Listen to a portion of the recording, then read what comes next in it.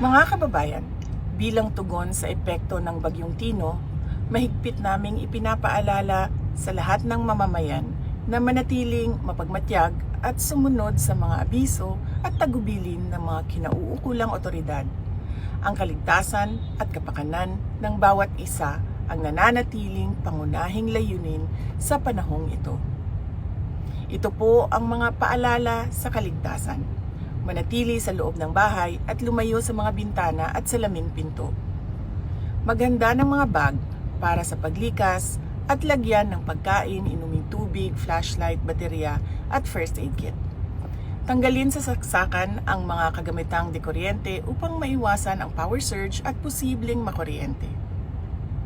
Iwasang lumabas o bumiyahe hanggang hindi pa idinideklarang ligtas ng mga otoridad ang ating mga kalsada. Lumipat sa mas mataas na lugar kung kayo ay nakatira sa lugar na madaling bahain. Maging alerto at makinig sa mga balita at abiso ng panahon mula sa Pag-asa. Tumulong sa mga bata, matatanda at mga taong may kapansanan. Nakahanda ang Disaster Operations Center ng tanggapan ng Pangalawang Pangulo upang magbigay suporta at mag-augment sa mga operasyon ng pagtugon sa sakuna ng mga lokal na pamahalaan. Syukran. Sayang sa mga kalamidad na ito. Isa ang Office of the Vice President sa pinakamabilis na nagre-respond sa mga kalamidad. No, hindi naman credit kay Sara kasi panahon pa naman ni Lene Robredo. Mabilis na naman sila, 'di ba? Pero ang kalamangan ni Robredo noon, no, may budget siya, hindi binabawasan. No, hindi tulad ngayon, no, na ang liit ng budget ng Vice President, no, binabawasan, pinopolitika.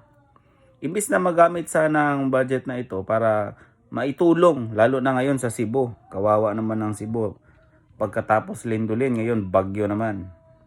'Di ba? Tapos isipin mo, nag-post kasi yung governor, si Pam Baricuatro, 26 billion pesos pala ang flood control na inilagak sa Cebu province. 26 billion. Anyari? Sana 26 billion, men. Pero grabe yung baha.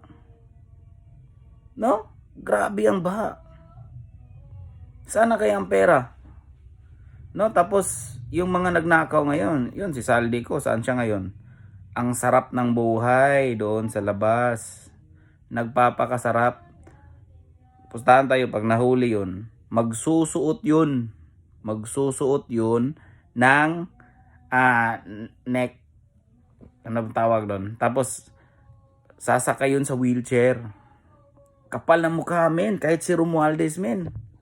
No, ako personally hindi ako naniniwala na wala siyang alam dito o hindi siya sangkot. Hindi ako naniniwala. No, hindi ako naniniwala.